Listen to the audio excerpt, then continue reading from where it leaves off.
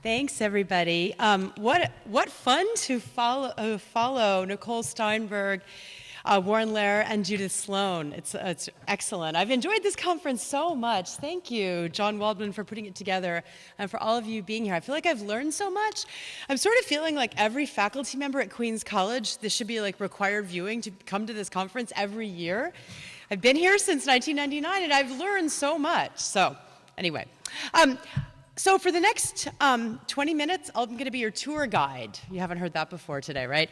But I want to warn you that we're taking a bus.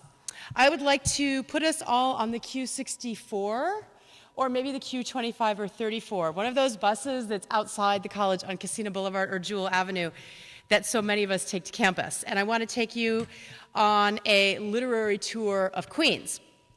Before we begin, I just want to say that I'm interested in the way that Queens is represented in literature, but I'm most fascinated by what's happening in Queens right now in the current literary scene, and that's what I'm going to be talking about today.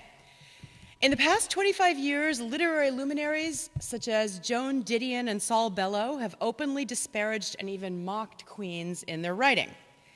Joan Didion talks about driving through, quote unquote, the wastes of Queens in her essay, Goodbye to All That. And Saul Bellow describes Queens as, quote, a thick document of brick veiled in atmospheric dirt, a dirty wasteland. If I'm standing here talking to you today, I clearly don't believe in this image, and if you're here, you don't believe in it either.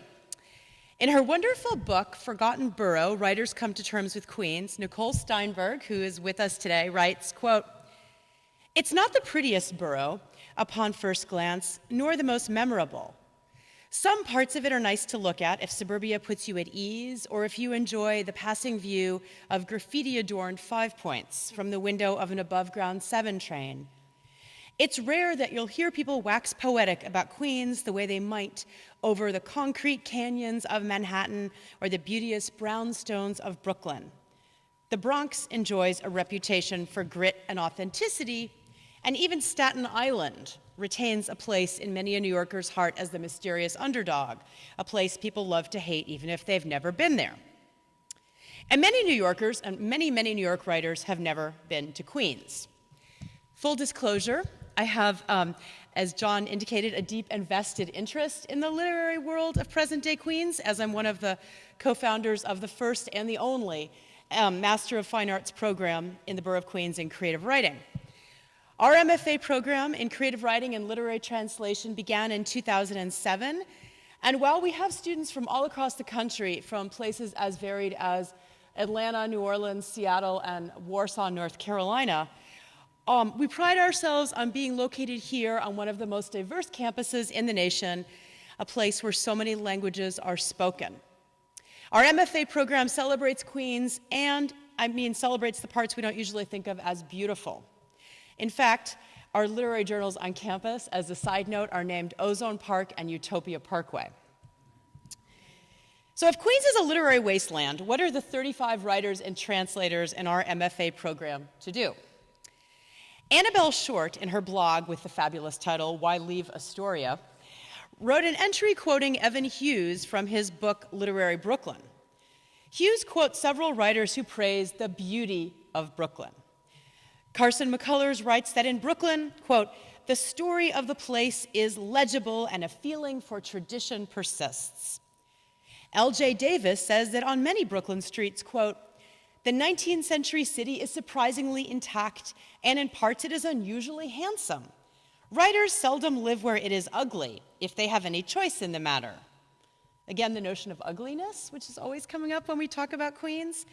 And again, this troubling idea that Queens has no history or tradition. And if I've learned one thing sitting here this morning, it's that Queens has an incredibly rich history and tradition. With the development of railroads, and especially the subway, Queens has changed its identity from rural to urban in dramatic ways. And as Annabelle Shorts reminds us on her blog, quote, Queens is hardly history-free. You just have to dig deeper and harder to get at it. Some of its roads still follow the routes of the trails used by Native Americans before the Dutch arrived, The 1657 Flushing Remonstrance, which was spoken about earlier, that granted Quakers freedom to practice their faith, is an important precursor to the First Amendment and the Constitution and the Bill of Rights. The waves of immigration in the borough and its workplaces, ranging from factories to power stations to family-owned stores, contain no end of material for writers. So let's begin my brief literary tour now. We're going to make 8 stops. You can look out the window of the bus or you can get off. And I'm going to look at some venues where readings and performances happen in Queens, learn about some new literary journals in Queens, and read the work of some of the newest Queens writers along the way. But we have to start with The Great Gatsby. Here's the quote. The Great Gatsby from 1925, but I'm sure it needs no introduction, but here's the quote. "This is a valley of ashes, a fantastic farm where ashes grow like wheat into ridges and hills and grotesque gardens, where ashes take the forms of houses and chimneys and rising smoke, and finally, with a transcendent effort of men who move dimly and already crumbling through the powdery air." It's beautifully written, but pretty troubling, right? That's Queens. Quote goes on, quote, "Occasionally, a line of gray cars crawls along an invisible track, gives out a ghastly creak, and comes to rest, and immediately the ash-gray men sweep up with leaden spades and turn up an impenetrable crowd, which screens their obscure operations from your sight. The Valley of Ashes is bounded on one side by a small, foul river, and when the drawbridge is up to let barges through, the passengers on waiting trains can stare at the dismal scene for as long as half an hour. There's always a halt there of at least a minute, and it was because of this that I first met Tom Buchanan's mistress." So, this passage from The Great Gatsby, published in 1925, is a moment when the book's narrator, Nick Carraway, is describing the ash dumps of Corona, which John Waldman talked about in his presentation from a train window. And the characters are on their way to West Egg and East Egg, which are really Great Neck and Port Washington. So, that quote is beautifully written, but also, again, really troubling if you think about words like dismal, impenetrable, and ghastly to describe Queens. On the really fun Queens history blog, the Bowery Boys blog spot, they point out, quote, "This heap of horrifically gray land is one of Queens' best-known appearance in great literature." There it is, the picture again of the Corona ash dumps. And this was already talked about, but just to mention it again, with the increase of coal-burning furnaces in the late 19th century, a sanitation crisis began, and where better to dump all of the stuff than in Queens. So mountains of choking ash made for poor living conditions in Corona on one side and Flushing on the other. And as the Gatsby quote is pointing out, it's a big eyesore if you're on the train or driving to Long Island to have to see this ash pile. One ash pile was so large, almost 100 feet, that it was christened Mount Corona. And it wasn't just ash, it also contained animal manure and a large infestation of rats. So it's not there anymore, it's made into Flushing Meadows Corona Park, the location of the 1939 World's Fair. Why am I spending so much time talking about an ash dump in my talk about literature? Because the ash dump of Corona have become a paradigmatic image that defines writing in Queens and the way Queens is talked about. The Great Gatsby has enormous cultural power. A film just came out with Leonardo DiCaprio. It's regarded as, quote, the perfect American novel. So this image holds a lot of power in our literary imaginations. On to happier moments. Quill, Queens in love with literature. This is in Astoria. So I'm going to start talking about the real literary community of Queens right now. The Queens Council on the Arts, which is a great organization, has a wonderful and lively literary scene and supports many writers in the borough. And this is a poster from one of their most wonderful events, which is Quill, Queens in Love with Literature, a program that ran from 2010 to 2012. In the anthology Queens Noir, which is another interesting book, Robert Knightley, the editor, has referred to Queens as a quote-unquote sprawling Babel, making reference to the more than 150 languages spoken in the borough. And Quill paid tribute to these languages by focusing on translation and cross-cultural and language events. And just to give you a sense of what Quill did, and to give you a sense of their range and depth, one of their programs was called Letters to Our Mothers. And it was an evening in which 5 writers celebrate the multifaceted voices of South Asian women. And it was a theater piece called I Wish I Could Tell My Amma, and it incorporated dance and visual arts as well as fiction and poetry to talk about the distance between mothers and daughters and asking the question, Amma, did I ever tell you I want to sing? So mothers writing to daughters, daughters writing to mothers. Another event that this great organization did was held at the Breadbox Cafe in Long Island City, and it featured readings from writers and translators Susan Bernofsky, Richard Jeffrey Newman, and Roger Sederat. And everyone read excerpts from their translations as well as their own work, and everything was about the theme of love. And the event was emceed by the Queen's Poet Laureate, Paulo Javier, who's here today with us. So, another wonderful organization in Queens, O Bernice, Writers Collective in Sunnyside and Astoria. This organization began in 2010, where several of the graduates of our MFA program got together to continue talking about each other's writing after they graduated. The collective grew in numbers, including poets, prose writers, and playwrights, and cross-genre collaboration was a big part of it, so they met every Sunday. Then a reading series developed out of this workshop, and it's so nice when a literary community can generate a reading series, very organically. It was a way to share work across Queens, and the events were first held at Cafe Marlene in Sunnyside, and they're now held at the new store Astoria Books in Astoria. As Tyler Rivenbark, the founder, says about the collective and the reading series, quote, "What I find important and special, not only about Bernice, but about all Queens and its entities and folks, is that it's all inclusive. It's really about reaching across boundaries and borders to engage with one another and to see how we all might help each other. There's a sincere want to share what we have, to speak to each other, to listen to each other, which I think is what's most important. The hope is not to shut out the community, but to incorporate it." I love that inclusive spirit. Here's another one, First Tuesdays. First, there was the Jackson Heights Poetry Festival, which ran for 3 years and was really wonderful. It was held in the elementary school, the Garden School in Jackson Heights, both in the school and on the playground. And following that, a literary salon began, again, one event generating another, founded by Richard Jeffrey Newman from Nassau Community College. And the salon offered themed workshops. So one was on naming, for example. And as Richard Newman explained to me, quote, "The goal was for people to see how these conversations wandered, how poetry actually does connect to real life, to the issues we're all dealing with in our lives." And from the workshops evolved a reading series, which is now held on the first Tuesday of every month at Cafe Terraza in East Elmhurst, right by Jackson Heights, as a featured reader and an open mic. Although, when the New York Times published an article covering the series, the title of the article was "In Exile in Queens." That ugliness comes up a lot, and so does exile, right, in discussions of literary queens. But the series feels like anything but exile, and it's the very opposite. Again, it's supremely inclusive.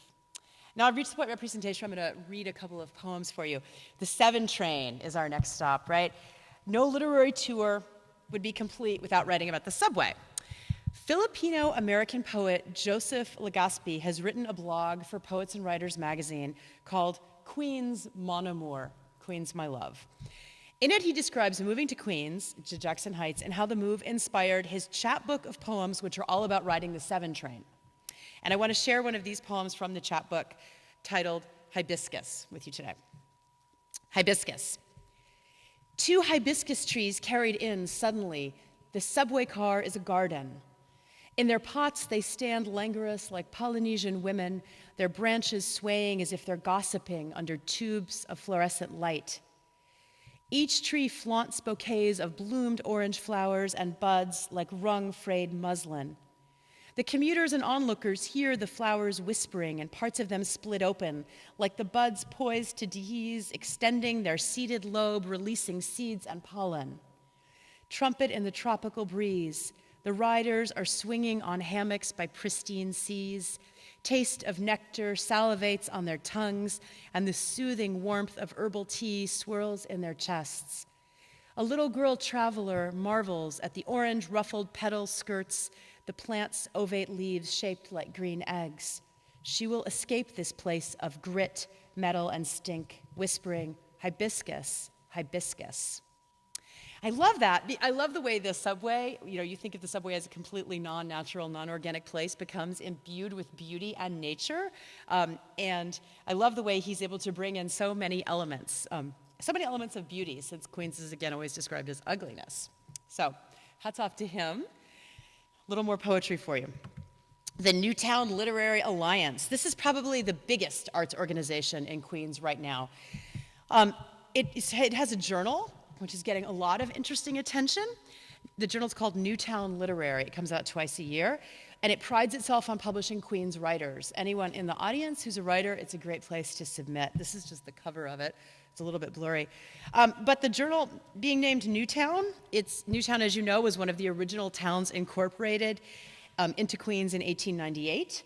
So Newtown Literary is dedicated to writers Queens, and it really prides itself on publishing emerging and new writers. In its mission statement, it says that, quote, Queens is as much a state of mind as it is a geographic boundary. And I love that too, Queens as a state of mind. To give you an example of the kind of interesting work that Newtown Literary publishes, I'm going to read an excerpt from the poem The Lemon Ice King by Ryan Black, who's on the faculty here, whose work has been published in the journal. And do you all know the Lemon Ice King of Corona? Right? So someone's written a poem about it. In fact, it's the title of his manuscript. So here's the end of his poem, The Lemon Ice King. One summer for the World Cup, the Lemon Ice King paid Junior $80 to cover its walls with the flags of quarterfinalists, then paint over the eliminated after each round. Spain lost in regulation, the US screened by primer, then Sweden and Bulgaria, until the Italians on Myrtle closed early, placed their faith in Baggio's sore right ankle, only to watch Romario slice the net and collapse into a flag that replicates the Brazilian night sky. Corona erupted. Elmhurst, Jackson Heights, car horns blared Queens Boulevard and the avenues of this their home, borough of airports and parkland, of Robert Moses lost in the ghost of brake lights, LaFrac City, the Lemon Ice King, and Asylum, whose patients look down through barred windows at the Grand Central and call it a river. And now, my next stop is Razaran Hall, one of our buildings on campus. So we've come to the part of my tour where we're closest to home. It's actually right across the quad. So about 5 years ago, I was teaching a class here, English 326, which is, I was teaching it as a survey of British and American women poets with a heavy emphasis on contemporary women writers. And we were reading a poetry book called The Temperature of This Water, published in 2008 by Korean-American writer and Queen's Poet Laureate Ishel Park. So my students came up to me and they said, can you please bring her to our class? And I was like, well, that might be really hard. She's probably really busy. I don't know her. Where would I get the money? And they're like, we'll take care of it. So they emailed her and they said, we love your book. We love the fact especially that things show up in your book like the apartments across the street, the Q25. We really love your work. It's been so important to read it. We know you're really busy. Would you come to our class? And she said yes. And so for the presentation, I did nothing to make this happen. It was so wonderful. It was all the students. They brought her into class, and she's this really dynamic speaker. She was in Deaf Poetry Jam. She's really like a spoken word performance artist person. So she was an amazing presence. And after she read, she signed their books, and there was like a line of all my 35 students getting their books signed, and she was really happy, and they were really happy. And it was just this really fantastic moment. I was really proud of them, as I so often am proud of my students. This is a really special moment. So here's the last two stanzas of the last poem in Ishel Park's book. It's called New Year's Eve. You can get a sense of her from this. Through our ice-matted boots, I hear it. The braca, braca, so close we both duck. Bullets so close, their echo resounds like a cave blast. Unromantic now. The silhouette of a man 2 blocks away, plugging his .44 upwards, each shot marked by a small cloud rising. I want to leave, but feel the heat skimming through my organs and like it. Nelson wants to call Nicky to check if he owns a spare.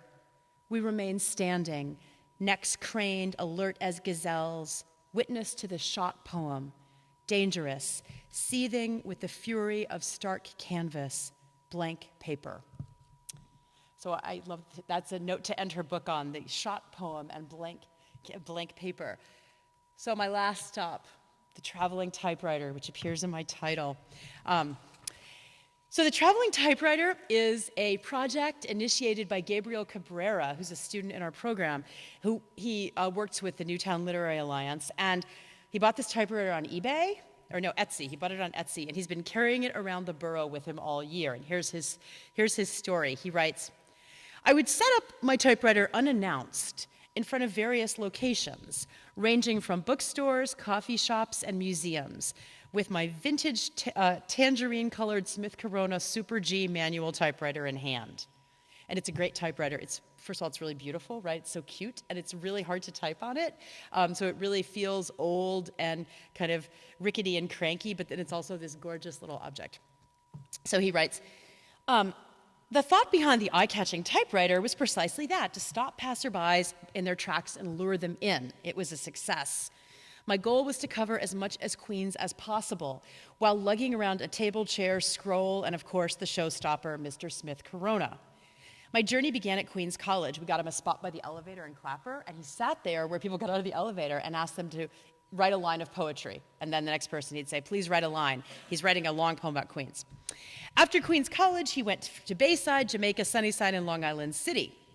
The Queens community was highly receptive and eager to write their one line. That's all we were asking for, plus any donation, and in return, they'll be published in a digital book published by Newtown Literary. So there's going to be this long poem in a book of all of these anonymous lines, and from people all over the place who have just wanted to write a line. You can't read the rest of it. You write your line, and then you're done, and there's this beautiful, interesting, long poem.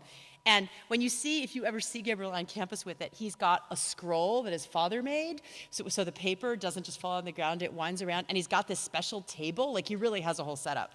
And he just sits there with his beautiful typewriter, and people come up and they write a line, and it's great because it's people who aren't poets. You don't have to be a poet to type out one line. So everybody wants to do it. We recently had him come to one of our literary events and sit in the doorway, and there was like a line of people waiting to write. It was so wonderful. So, to conclude, I want to return to the ash heaps of Corona, to the words of another writer, E.B. White, Pulitzer Prize-winning essayist, who wrote, describing the 1939 World's Fair site in Queens, quote, "The road to tomorrow leads through the chimney pots of Queens." So here's to the future of literary life in Queens. Here's to the road to tomorrow. Thank you.